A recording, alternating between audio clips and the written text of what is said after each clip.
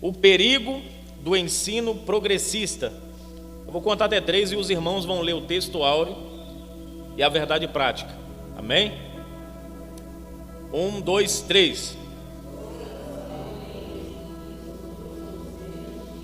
Sobrevirão tempos trabalhosos. Agora a verdade prática.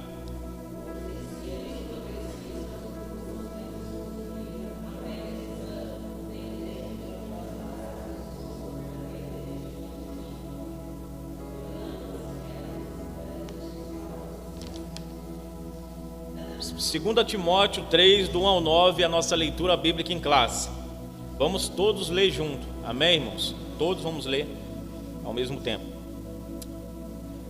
1, 2, 3. Sabe, porém, isto, que nos últimos dias sobreviverão, porque haverá homens amantes de si mesmo, avarentos, presunçosos, soberbos, blasfemos, desobedientes a pais e mães, ingratos, profanos, sem afeto natural, irreconciliáveis, caluniadores, incontinentes, cruéis, sem amor para com os bons, traidores, obstinados, orgulhosos, mais inimigos dos deleites do que amigos de Deus, tendo aparência de piedade, mas negando a eficácia dela.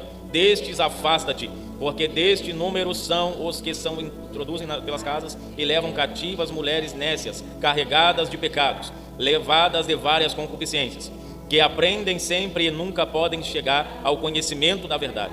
E como Janes e Jambres resistiram a Moisés, assim também estes resistem à verdade.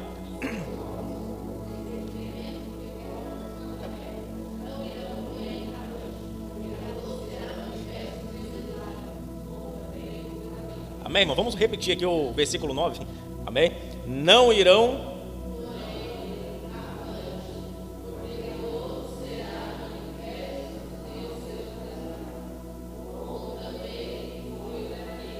Amém, irmãos? Pode tomar seu assento. Louvado seja Deus. Tentar ser objetivo nessa aula, porque por mais que ela tenha um nível de complexidade alto, ela ao mesmo tempo é explicativa. Nós vamos entender tudo o que ela está querendo dizer, tá bom? Tudo que o comentarista colocou aqui diante de nós vamos entender nessa manhã. Eu só peço a atenção dos irmãos ao extremo, tá, irmãos? Introdução. Nesta lição veremos que os ensinos progressistas enfraquecem a autoridade da Bíblia. Suas heresias propagam que as Escrituras contêm erros, que Deus não é soberano e que o sobrenatural é um mito. São indiferentes à doutrina bíblica do pecado, relativizam os valores morais e defendem a necessidade de ressignificar a fé cristã. Por conseguinte, seus ensinos progressistas resultam na descaracterização do cristianismo bíblico. Nesta oportunidade, verificaremos alguns de seus heréticos conceitos e os meios espirituais pelos quais a igreja deve resistir aos seus efeitos maléficos. Amém? E aqui eu separei aqui a definição, alguns sinônimos para nos aproximar daquilo que significa progressista, tá, irmãos? Que a gente ouve muito falar sobre isso, movimento progressista, né? E o que significa isso? E eu já falo aos irmãos que isso está falando do âmbito político, né? Filosófico, social, é algo que nos envolve, né? Que também faz parte da igreja, tá, irmãos? Então, progressista é inovador, moderno significa liberal, revolucionário, avançado, novo, reformador. Então, progressista é isso, é aquele que quer inovar. É uma corrente que diz que a Bíblia precisa ser, a igreja precisa inovar, precisa se atualizar, precisa correr junto com a política. É basicamente isso. Então o Estado comanda a igreja, a gente tem que andar junto. Só que nunca foi assim. Antes era a Bíblia que regia o governo, Só que essa guerra, desde lá de trás, nós sabemos que vivia em conflito. Uma hora estava no plumo, outra hora estava fora. Uma hora no plumo, outra hora fora. A gente via lá, um rei conseguia, outro rei não conseguia. Então a Bíblia começou em primeiro, o Estado depois.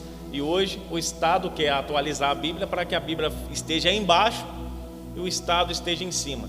Assim eles podem mudar o que quiser. Mas eles, não é só mudar a Bíblia, irmãos. Eles querem mudar o nosso coração. Porque o único lugar que eles podem tocar é a nossa mente. Por isso que são intelectuais. São homens, né, perito na fala, na oratória, como que diz, em driblar as pessoas com as palavras. Tem uma palavra que é usada na Bíblia, são peritos nos sofismas, né? Eles falam com palavras sofisticadas que nos embola, que não... E quando a gente vê, a gente está ali, perdido. A gente cai na dele, tá, irmãos? Então é isso. Então são esses camaradas que querem atualizar a Bíblia, mudar algumas coisas que não se enquadra no padrão que eles querem para uma sociedade melhor, mais moderna, mais atraente. Um país atraente para eles não é um país onde tenha cristãos, irmãos. Essa é a realidade. Um país onde tem pessoas que levam a Bíblia ao pé da letra não é atraente para o nosso governo. O que seria bom para eles seria o quê? O país ser conhecido pelo carnaval, né? O país da carnalidade, onde a carnalidade predomina, pelo pecado, devassidão, ou a gente pode até levar assim, né? Onde todos têm a liberdade de ser o que quer, onde todos podem mudar a sua natureza e não sofrer nada por isso, né? E não ser questionado. Então esse é o país que eles desejam que o Brasil seja. Mas nós não seremos esse país, nunca. Porque a Bíblia nos fala: não vos conformeis com esse mundo, mas transformai-vos pela renovação do vosso entendimento. Então, à medida que nós vamos se entregando a Cristo, nós vamos sendo transformados. A nossa mente vai sendo transformada. Então, o que eles querem? Não é mudar a Bíblia apenas. Eles querem mudar o conceito que nós temos a respeito da Bíblia. Por isso que é ressignificar a religião, ressignificar a fé cristã. Porque eles precisam mudar o significado que tem para nós. Então eles trabalham em nosso coração, irmãos. Tentam trabalhar na mente. Pode ver, irmãos, eles falam que você até chora se você parar para observar.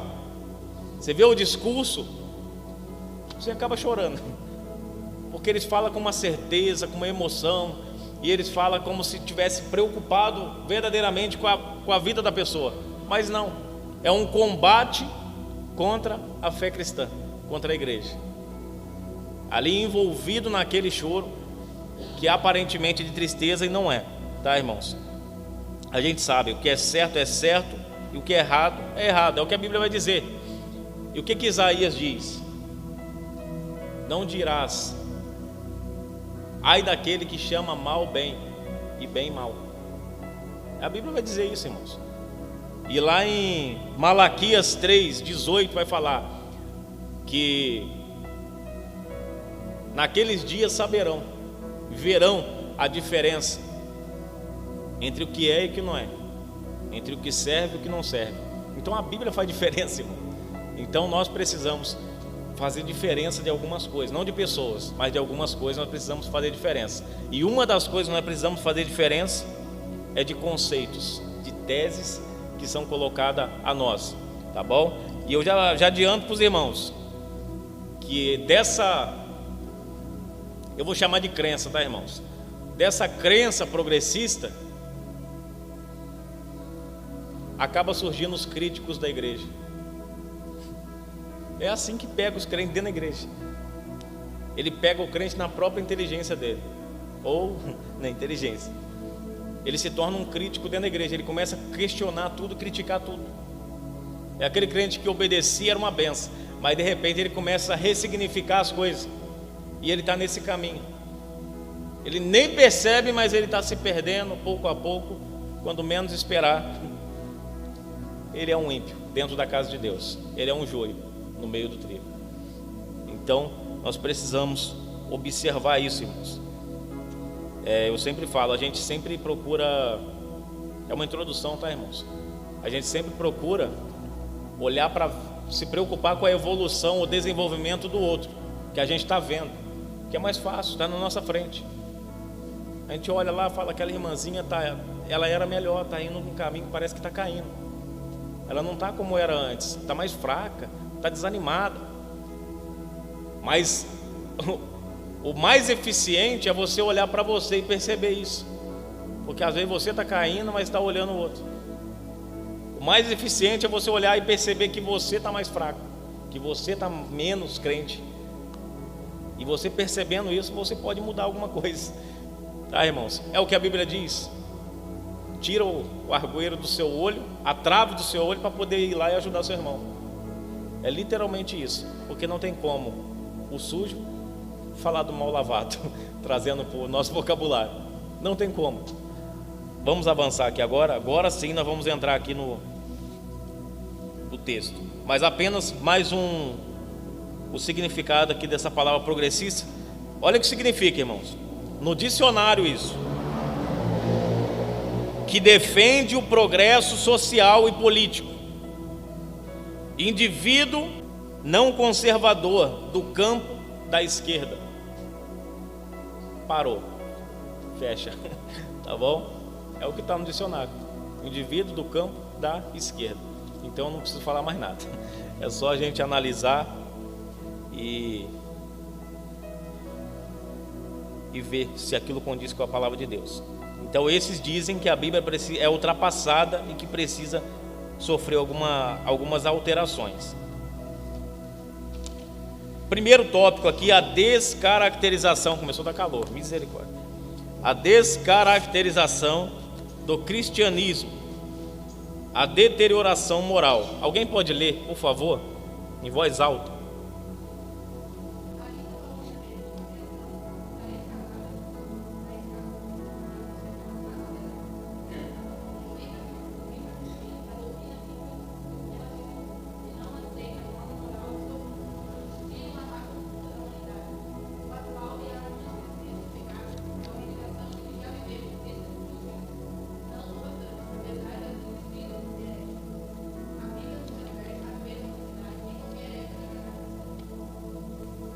Amém. Então aqui, irmãos, uma coisa que eu coloquei aqui, definição. Eu sei que uma palavra descaracterização é uma palavra comum para nós, só que eu sempre gosto de aprofundar um pouquinho mais, para poder entender e trazer mais clareza no ensinamento. Então descaracterizar é o que? Deformar, tirar a essência, tirar o aspecto, tirar a característica que nós temos. Uma vez que tira a característica, e você vê que a igreja não tem mais as características que tinha antes. É uma coisa fácil de ver, irmãos. Você entra em algumas igrejas que parece boate, a luz piscando, tudo escuro, você não vê ninguém, e não tem palavra, é só louvor. E quando tem palavra, é uma palestra de incentivo. Só isso. A palavra não tem conserto, a palavra não confronta ninguém. Só vê gente chorando, porque a palavra, esse tipo de palavra faz isso com a gente, mexe com a nossa emoção. Aquela palavra que, sabe, desde criança, irmãos, a gente sabe aqui, o que a gente aprende? Quando a criança cai, começa a fazer beicinho, você fala, tadinho, ele começa a chorar, irmão. Não fala isso, tadinho dele, começa a chorar. Então a gente sabe, o ser humano é assim. E nessas igrejas, se apropriando dessa característica humana, fazem isso. Mexem com as nossas emoções, falando coisas do tipo que a gente já sabe. Coisas do tipo que a gente já sabe, irmão, não é uma profecia, mas é coisa do tipo que a gente já sabe. Um exemplo que a gente pode colocar aqui. Muitos que estão nesse meio, que são aí os protagonistas, chegam para pessoas e falam assim, por exemplo, tá, irmão, um exemplo aqui. um profeta chega lá no seu ouvido, você começa a profetizar e falar que você estava chorando no quarto, que você está angustiado, que você está triste, que você sei lá o quê. Quando é o Espírito Santo de Deus, você sabe. Mas a maioria desses não tira isso da boca. A profecia tem a mesma coisa. Não muda nada, irmãos. Eu já vi quantos jovens aqui que eu já ouvi a profecia vir: você vai voar no pássaro de ferro. Meu irmão, já atualizou. Não é mais pássaro de ferro, agora já é avião. Agora já é avião, né? Ele não bate as asas. Para aquele tempo que não existia, irmãos, avião era uma coisa. Deus entrega a profecia de acordo com o momento. Nossa, uma coisa ele entregar para Daniel, aí ele poderia colocar lá um pássaro de ferro, mas para nós, que já sabemos o que é um avião, um pássaro de ferro é voltar lá atrás. Não faz sentido, tá? Mas esses usam esse meio, o jeito de falar, irmãos, não é nada profético. O jeito que o profeta se porta diante do povo não tem nada a ver com o profeta de Deus. E por isso que a Bíblia diz: pelos seus frutos conhecerei. Quem conhece a verdade, na hora que o profeta se posiciona, sabe se é Deus ou não. Por isso, sempre foca, né? Sempre preste atenção e comece a colocar na balança os frutos. Não é para julgar o profeta e dizer que ele é a profecia. Fala, irmão, o irmão se equivocou, deixa para lá, não tem problema, ele é humano também. Ponto. Tá bom?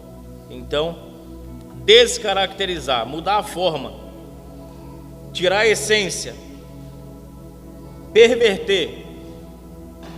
E esses que estão mudando, que estão caindo nessa lábia, são os críticos. Infelizmente se tornam críticos da religião, da igreja tradicional. Por exemplo, Assembleia. Irmãos, qualquer vídeo que você vê no Face, no Instagram, sobre a igreja, entra para ver nos comentários, e você vai ver a maioria criticando como quem sabe. É como quem sabe, porque não sabe nada. Criticando a Assembleia, criticando, falando de tradicionalismo, falando de coisas que não tem, que a gente não vê aqui. Falando contra a própria Bíblia, mas dizendo que isso é tradicionalismo, que é fanatismo. E não é, irmãos. É a Bíblia. Por mais pesado que a gente seja, não chega aos pés do que a Bíblia é. A Bíblia é pesada, irmãos. Mas não é pesada, que eu digo no sentido de matar a gente. Ela é pesada no sentido de mostrar pra gente quem a gente é e o tanto que a gente precisa descer. Precisa descer muito, irmãos. Nossa, a gente não sofre nada perto daquilo que a gente precisava, que a gente necessita ou merece sofrer. A gente não sofre nada. Então, primeiro eles tiram a essência para depois nos tornar como eles, sem vida, sem perspectiva alguma, apenas intelectuais egocêntricos. Intelectuais que brigam pelo poder, quem tem um argumento melhor, ficam lá no parlamento brigando. Quem fala mais bonito? E muda nada, irmãos. É só discurso. Não muda nada. Mas enquanto isso a igreja fica encantada com essas coisas. Até a lição vai falar sobre isso. Que a gente não tem que ficar infiltrado também dentro da política também. Que a gente acha, sabe, a gente volta o nosso olho para lá e começa, tem gente que fica encantado. Política, política, política. E não, irmão. Sai fora disso. A gente só precisa saber assim, quando botar o pezinho aqui dentro. Quando eles colocam os olhos aqui dentro. Quando eles colocam a bandeira aqui dentro e quer mudar as coisas aqui, aí outra coisa. Aí a gente tira a espada da bainha e vai para cima. Mas não é para ficar com o olho lá dentro não, irmãos. Não é para ficar com o coração lá dentro. Tira os olhos de lá. Porque lá é só podridão, é muito dinheiro envolvido. A gente sabe disso. O dinheiro compra o quê? De muitas pessoas acaba comprando o caráter até. Tá bom? Mas da igreja, a Assembleia de Deus, esse é o motivo da gente se manter fiel e tomar paulada. Porque a igreja, a Assembleia de Deus ainda se mantém com os costumes antigos. Então vai tomar paulada mesmo, irmãos. Se a gente quem continua parado no mesmo lugar, vai apanhar, irmãos. Então, é aquela velha história. É até um jargão, né? É um jargão, mas eu vou se utilizar dele. Que ninguém bate na árvore que não dá fruto. Bate na árvore que dá fruto. Então a Assembleia de Deus tem produzido fruto. A gente vê isso. As maiores transformações acontecem aqui dentro. Prova disso é que a gente vê nos grandes eventos aí fora. As pessoas contam 110, 120, 200 pessoas aceitaram Jesus aqui. De 200 pessoas, com uma mensagem motivacional, não fica um dia, foi só por um momento ali, orou e nunca mais volta. Nunca mais volta. Mas uma pessoa que ela é lavada pela palavra verdadeira, ela não sai, ela é transformada e ela se torna um crente bem enraizado na palavra de Deus. Ponto, irmãos. Aí você pergunta para mim, mas e os irmãos que saíram? E os irmãos que se desviaram, que estavam mais de 50 anos, nunca abriram a própria Bíblia para ler, nunca chegaram ao conhecimento pleno, porque se tivesse chegado não saía. Nunca, irmãos. Quem experimentou da graça não sai. Tá bom? Se saiu é porque ainda não havia experimentado. Saiu porque o pastor... Não interessa, irmãos, tá? A culpa está na própria pessoa. Então, o pecado cresce à medida que a Bíblia passa a ser apenas material de debate e não um alimento para a alma. Debater é jogar ideias para fora, enquanto a Bíblia nos instrui a guerrear conosco mesmo, com as armas que ela nos dá. A Bíblia, a ideia não é jogar a ideia para fora, a fim de debater. A Bíblia é para você jogar para dentro, não é para fora, é para dentro. E o problema de muitos aí que não estão entendendo é que eles estudam, faz faculdade de tudo quanto é jeito, para depois ir lá para um debate, para ficar famoso. Que adiantou, irmãos? Aí depois você ouve, mas fulano de tal, ele fala bem de Bíblia, mas você viu lá o vídeo dele bebendo? Você viu lá o vídeo dele fumando? Você viu o vídeo dele lá? A vida dele é totalmente torta. Por quê, irmãos? Porque é só para fora, não é para dentro, não entra. Aquilo ali é só no intelecto. É bonito, irmão, o evangelho é bonito de dizer, é bonito de falar o evangelho, é gostoso de falar o evangelho, mas quando é para viver o evangelho, irmãos, ele não é vivido no coletivo. O evangelho, você é provado no particular. A nossa fé não é provada no coletivo. No coletivo a gente vem e se edifica, mas a gente prova a nossa fé no particular. A erosão da ortodoxia. Erosão, irmãos, significa desgaste, tá? Para quem não sabe, o desgaste da ortodoxia. Ortodoxia significa rigidez ou rigor da palavra, tá bom? Então aqui está falando a erosão da ortodoxia. O ensino progressista representa um ataque teológico à rigidez bíblica. A Bíblia não pode ter essa rigidez que ela tem. Ela não pode ter esse peso, esse impacto, esse poder sobre a população. Não pode. É isso, a Bíblia não pode. Quem tem que ter é o governo. Nós somos mais inteligentes do que eles. Nós somos mais estudados do que eles. Esse povo não sabe nem falar o A, E, O, U. Então é nós que mandamos nele. Não é um livro de 2000 anos atrás que vai mandar, é nós que somos estudados, entendidos. Então é isso, é um ataque contra a rigidez da palavra de Deus. Não, tá bom, pode até ficar com a Bíblia, mas não precisa ser tão assim. Não precisa ser tão assim. Homossexualidade? Pode, não tem problema. Não, mudar de sexo é normal. Se você se sente bem assim, você é uma menina e quer ser um menino, não tem problema. Isso aí é para aquele tempo, não é para o nosso tempo.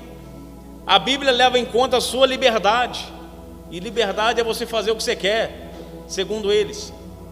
Você é um menino, mas quer ser uma menina, não tem problema. É liberdade, está feliz, então tá bom. É isso que eles estão querendo colocar enfiar a goela abaixo da igreja. Então é um ataque contra a rigidez bíblica. Suas teses reduzem o texto bíblico a um mero registro de experiências religiosas. Desse modo, o fundamento da fé cristã é questionado. Isto é, a autoridade bíblica é rejeitada e suas verdades negligenciadas. O conteúdo doutrinário cede espaço para a cultura, o entretenimento e ao resultado a qualquer custo. Os cristãos tornam-se mais amigos dos deleites do que amigos de Deus. 2 Timóteo 3,4 é o texto que nós lemos. A vida em igreja fica desprovida do poder do Espírito, sendo incapaz de ser instrumento de transformação do caráter das pessoas. Então está aí o resultado. Esse é o resultado. Eles querem isso para que o efeito vai ter um efeito negativo, irmãos. Não existe uma porta só de entrada, tem a porta de saída também. Um cano tem 2 furos, né? O que entra e o que sai. Na vida tudo é assim. A porta é estreita, eu falo, no final tem uma saída. A porta é larga, no final tem uma saída. A questão é que saída. Aonde vai dar isso? Então, nós precisamos analisar isso para saber qual o caminho que nós estamos percorrendo, se estamos no caminho correto e certo. Louvado seja Deus. Então, a autoridade bíblica é rejeitada e suas verdades negligenciadas, e o conteúdo doutrinário cede espaço para a cultura e o entretenimento. Aí eu pergunto para os irmãos: tem entretenimento em algumas igrejas hoje? Não precisa ir muito não, irmãos. Festa junina gospel, festa junina, festa de São João. Faz sentido, irmãos? E você vê cartaz para todo lado, igreja tal, todo mundo animado, com foto, toda maquiada, festa junina, gospel. Não é um mundo, a pessoa, o crente que não foi transformado, adaptando as coisas do mundo para poder continuar confortável, mas dentro da igreja, apenas para se sentir bem. Já que eu não posso, estar no mundo mais, eu vou tentar trazer isso para dentro da igreja, que eu quero estar na igreja também. É o crente pé na igreja, pé no mundo, crente Raimundo, que muitos falam por aí. Perdão, irmãos, a utilização de alguns jargão, mas é verdade. Pé na igreja, pé no mundo, crente Raimundo. Louvado seja Deus. Então abre espaço para cultura, folclore gospel.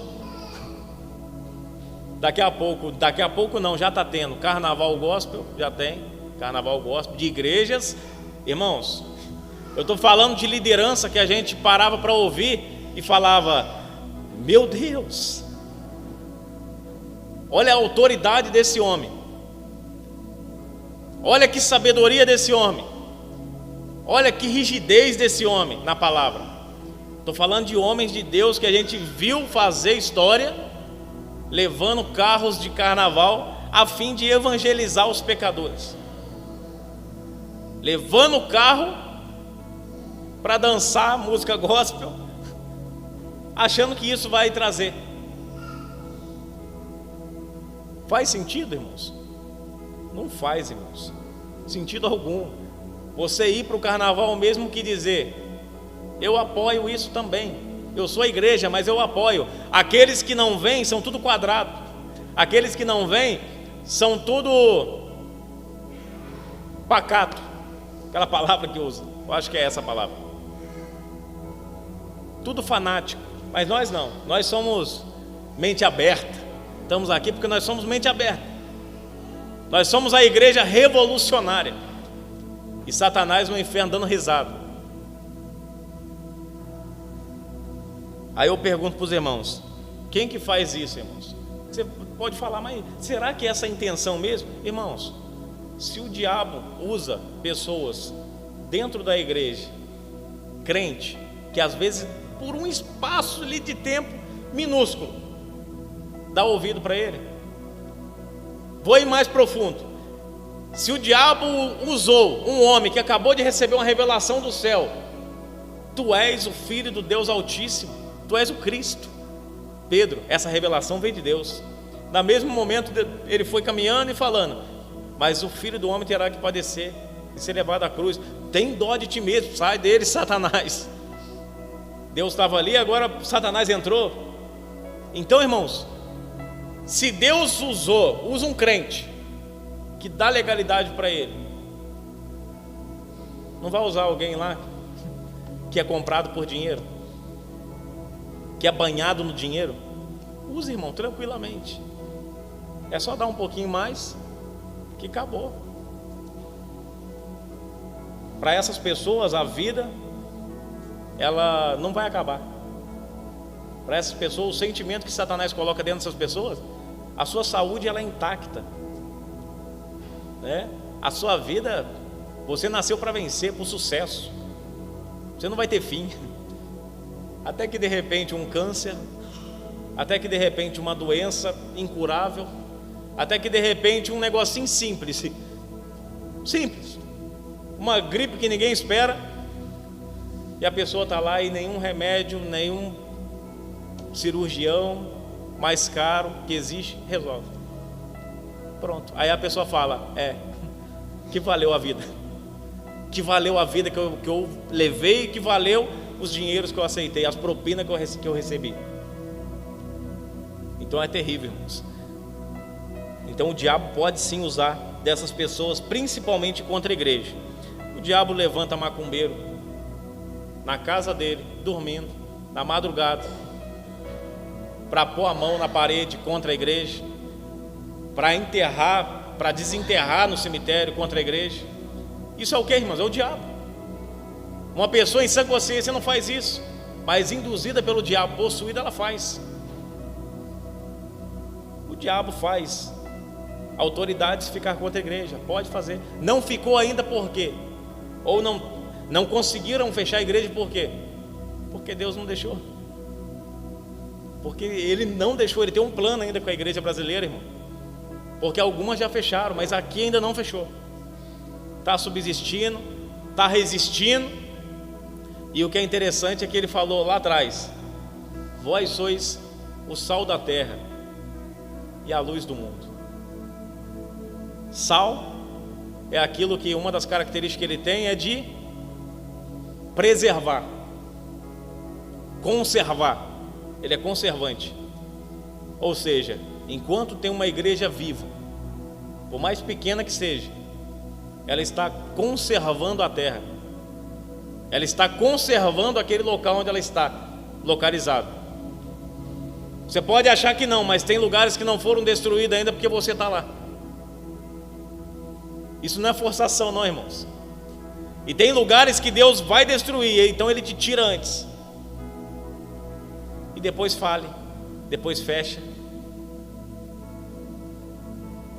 Esse é o nosso Deus, irmãos. Porque as pessoas acham que a vida aqui é isso aí, irmãos. É isso aí. A vida aqui é uma boa faculdade, é uma boa profissão. A gente acha que a vida aqui é essa correria louca que existe. Corre para lá, corre para cá, almoço correndo, né? Corre mastigando, não para. A vida, essa correria toda, a gente acha que é isso. E não, irmãos. A nossa vida real, ela se manifestará com Cristo. Ela é em cima.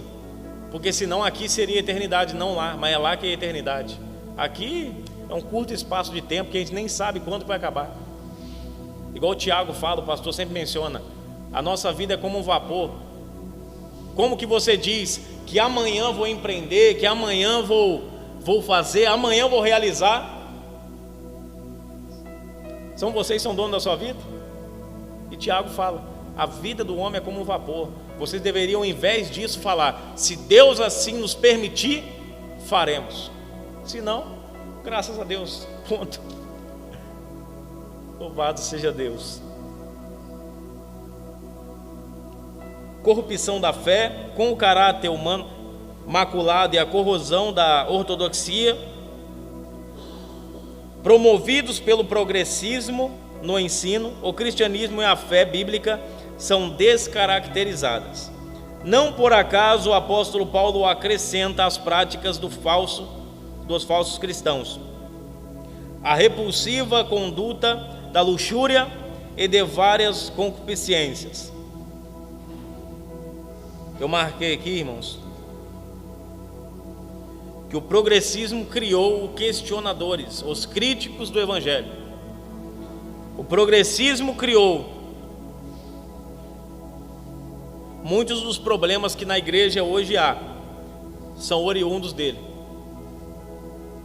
dos críticos. Por exemplo, a gente pega lá, o batismo é importante, irmãos? Batismo nas águas é importante? É. Então, todos nós sabemos disso, aprendemos isso. Só que agora tem um grupo de críticos que fala que o batismo não é importante. Então eles batem nessa tecla, porque são inteligentes. Então eles batem, porque eles são inovadores, são reformados. E eles falam, o batismo não é importante. Aí a gente vê, casamento é importante? Não, não é. Para eles não é. Basta uma relação e está casado. Casamento, na cabeça dele é casamento, casou, pronto, acabou. Não precisa assinar nada. Que é mais ou menos igual o reino animal para eles. E não, irmãos, tudo isso está na Bíblia. Então nós precisamos analisar isso, irmãos. Louvado seja Deus. Então, começa a criticar essa questão dízimos.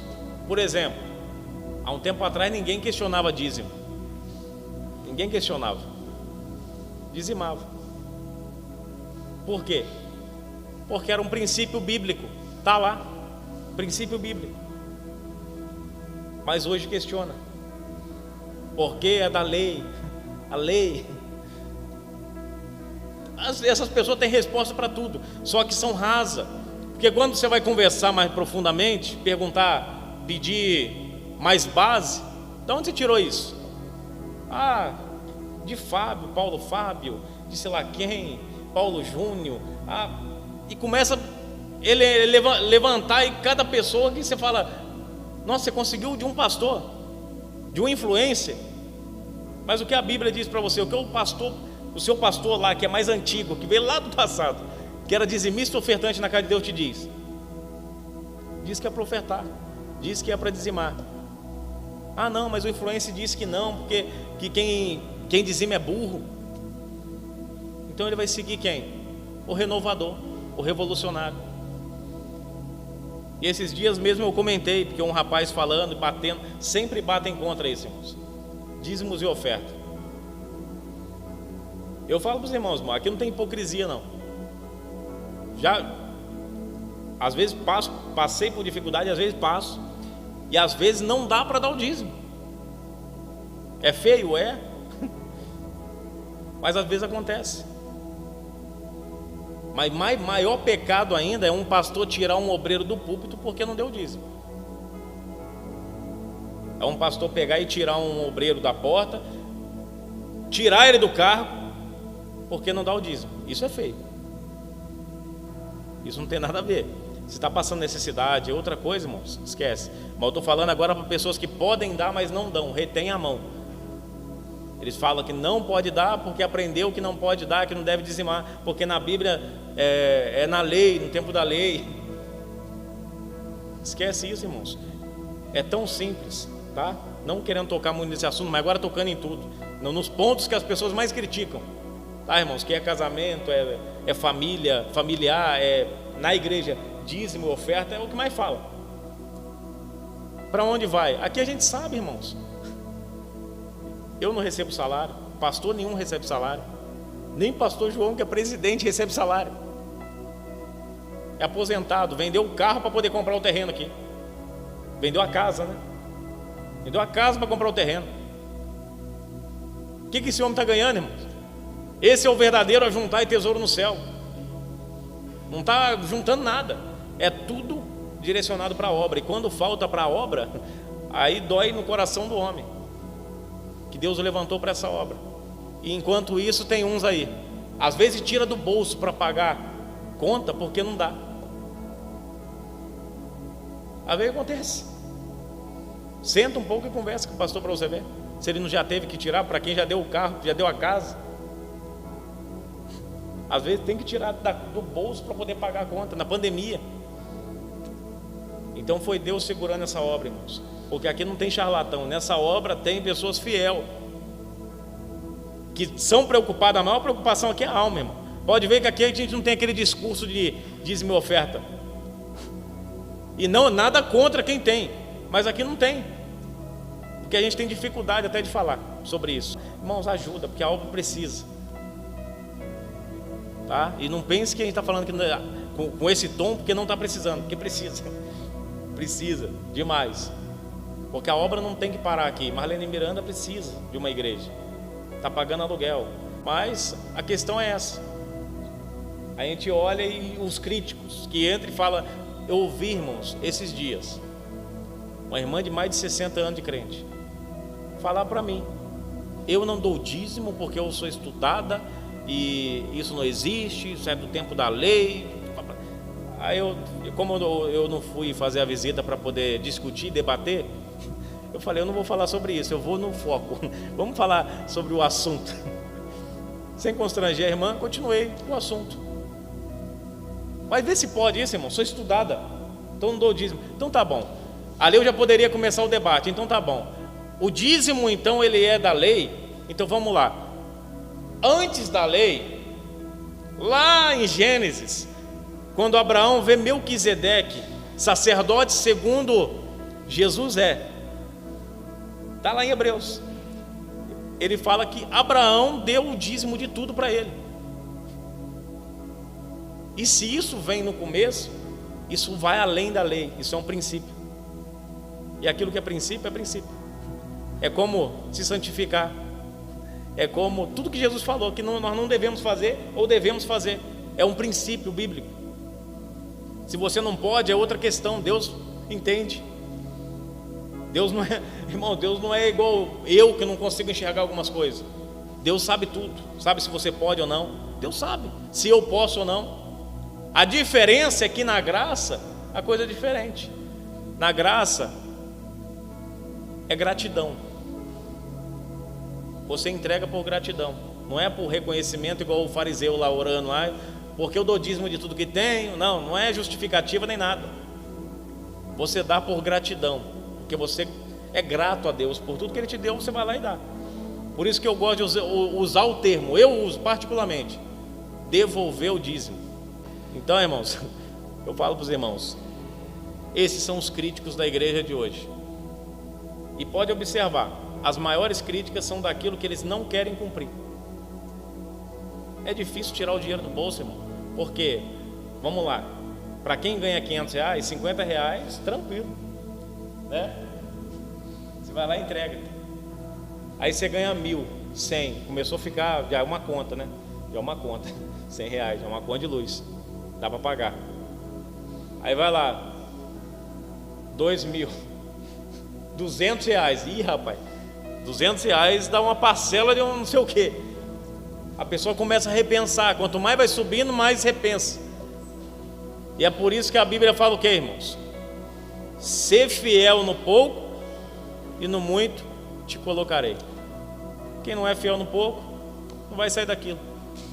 Aí você vê o irmão lá bem de vida, você reclama, mas não, irmãos, é porque é fiel no pouco. É fiel no pouco e Deus vai lá e honra. Deus sabe que se der muito para ele, ele não se perde.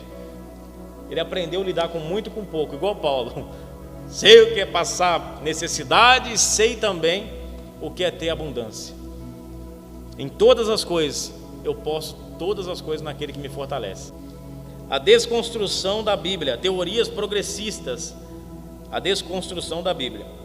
O ensino progressista é o desdobramento. Desdobramento traz a ideia de multiplicação, tá, irmãos? Dobrar, você tinha um, agora tem dois. Desdobramento, por isso. Do liberalismo teológico. Sua principal característica é o repúdio à inspiração e inerrância da Bíblia. Alguém abre aí 2 Timóteo 3,16, por favor, e lê com um brado mesmo, tá, irmãos? Um trovão. Louvado seja Deus. Isso, 2 Timóteo 3,16. Se for homem, um trovão; se for uma mulher, um saxofone, um clarinete, alguma coisa assim.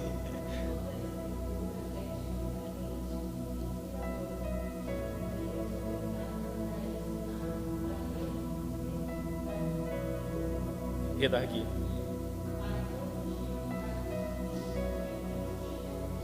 Então, eles são contra essa inspiração divina, algo que vem de dentro para fora. Então é algo que Deus soprou no homem, não foi algo assim do além. O Espírito Santo está onde, irmãos? Dentro. E a gente aprendeu que o Espírito Santo no Antigo Testamento, ele só habitava em quem? Profetas, reis, juízes e sacerdotes. Só. Então no profeta ele vinha e soprava de dentro para fora o que ele queria falar com o povo. Então é inspiração. Já pensou, irmão? Sopro. Tem a ideia de sopro de Deus, sopro de dentro para fora. Tremendo, irmãos. É Deus soprando a verdade dele através de homens de Deus. Aí tá, mas foi através de homens. Então abre lá agora, então, em 2 Pedro 1, 21. 2 Pedro 1, 21. Foi homem.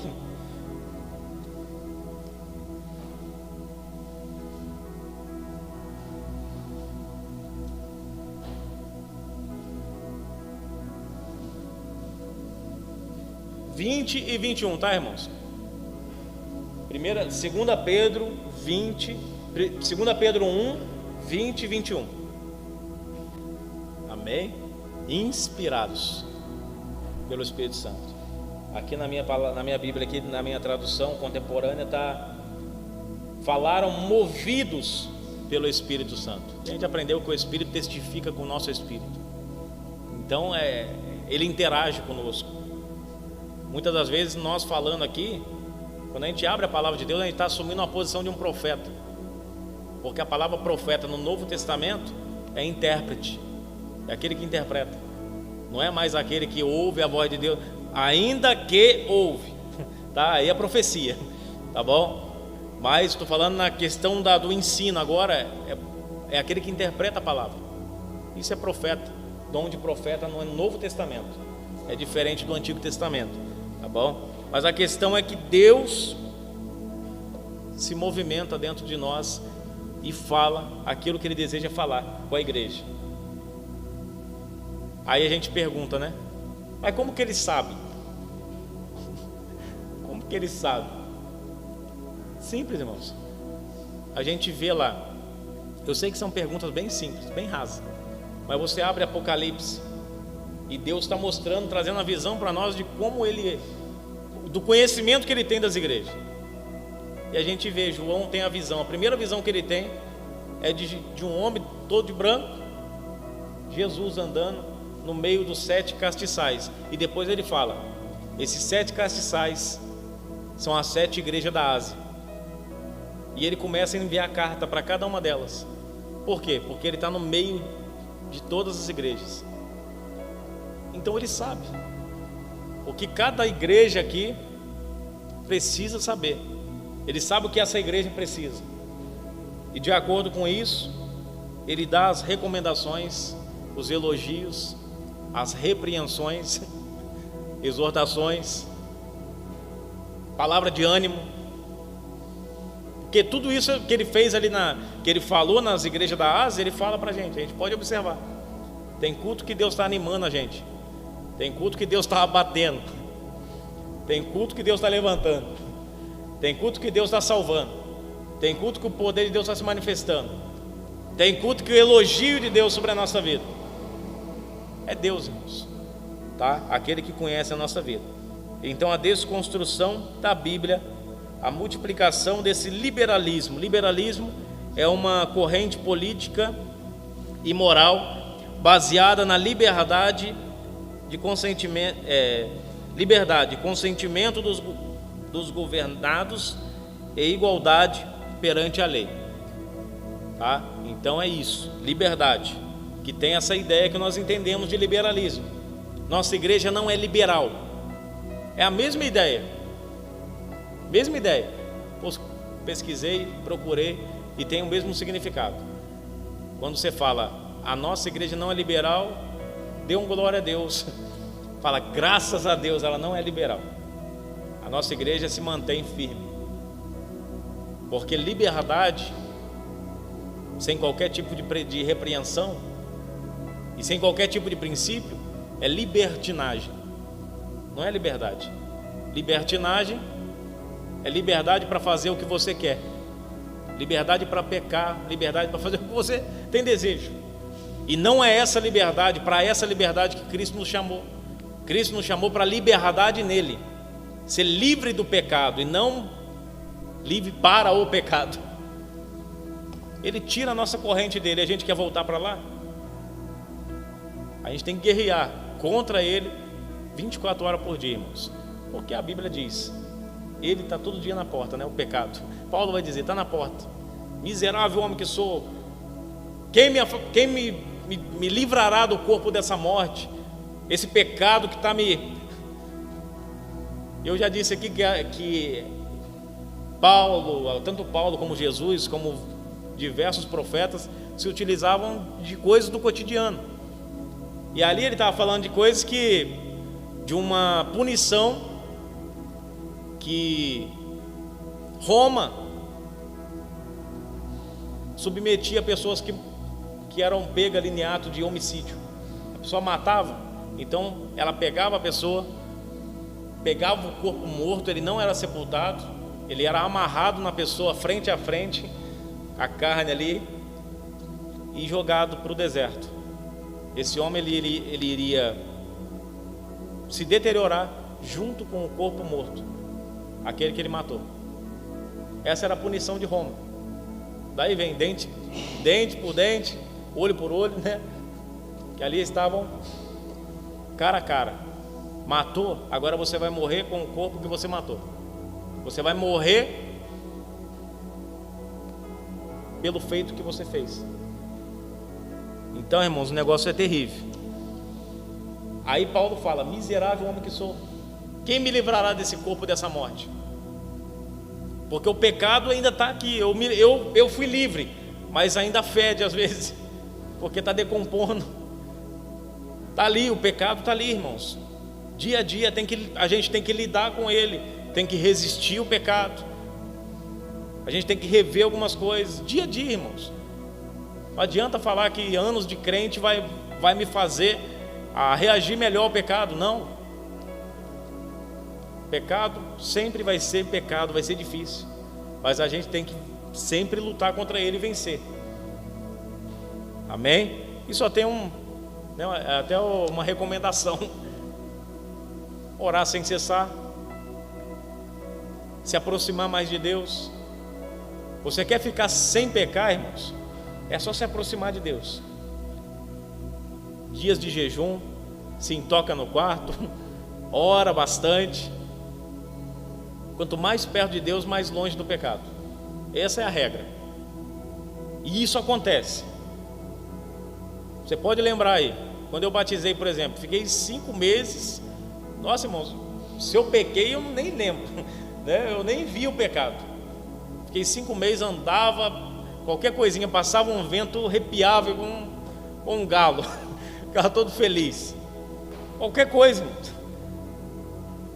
Uns 5 meses tranquilo, passava na rua, nada tirava a minha atenção. Cantava qualquer louvor, ouvia alguém cantando, parecia um cântico do céu. Falei, meu Deus, olha que melodia, é Deus falando. 5 meses.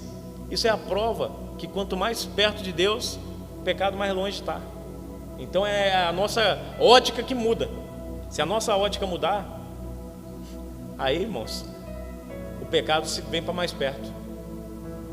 É igual teve um pai, uma criança perguntou para o pai: pai, qual o tamanho de Deus? Qual que é o tamanho de Deus? Aí o pai não sabia o que responder para o menino, porque aí pergunta, qual é o tamanho de Deus? Como que eu vou responder? E o pai, muito sábio, viu um avião passando, longe, alto. Falou: filho, qual o tamanho daquele avião? Nossa, pai, mas muito pequeno. Muito pequeno. Ele falou: é isso, exatamente, filho. Aí depois ele passou perto de um aeroporto que tinha no caminho e viu um mesmo avião, um outro avião, né, mas da mesma coisa, parado. E chegou perto. O menino olhou e falou: qual o tamanho desse avião, filho? Nossa, pai, mas muito grande, muito grande. Falou: exatamente, filho. Você quer saber o tamanho de Deus? Se você está longe dele, ele está pequeno. Mas se você está perto dele, quanto mais perto você estiver, então muda a ótica, muda tudo, irmãos. Longe de Deus, o problema está do tamanho né? Deus está do tamanho do avião e o problema está do tamanho do avião, que você está perto. Isso acontece, tá bom? Já finalizando, eu já tenho mania de comentar a lição inteira já, resumindo. Agora uma passada rápida aqui.